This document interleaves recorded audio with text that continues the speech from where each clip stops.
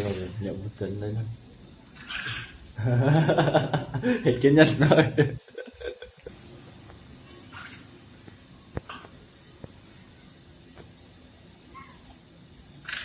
Thì cái nhanh đấy.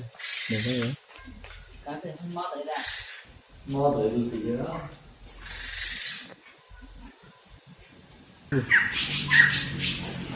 Thôi, nhanh chạy, Trẻ thế nữa à? Ừ. Mình chứ.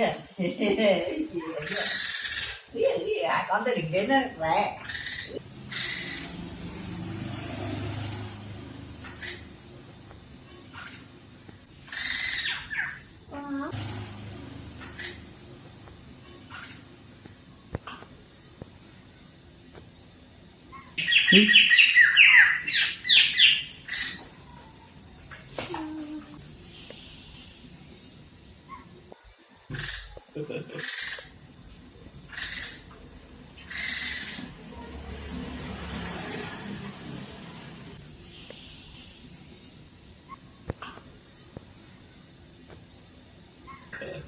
À, rồi.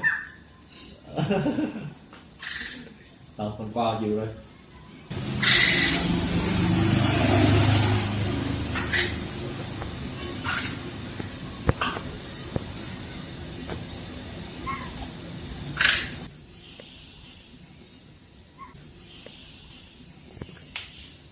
Bố đây.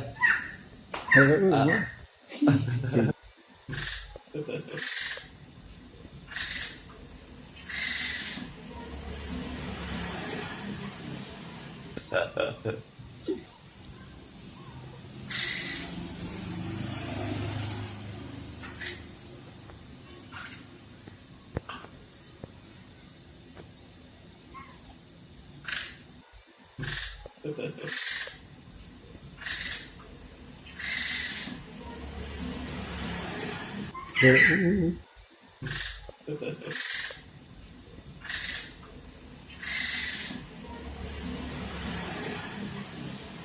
Hành đi chơi vô trong là rinh.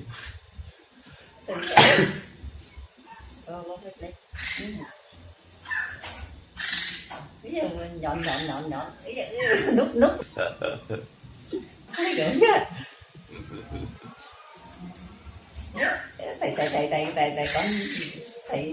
Thầy có một con lươn vậy là chi tưởng ấy gì lắm.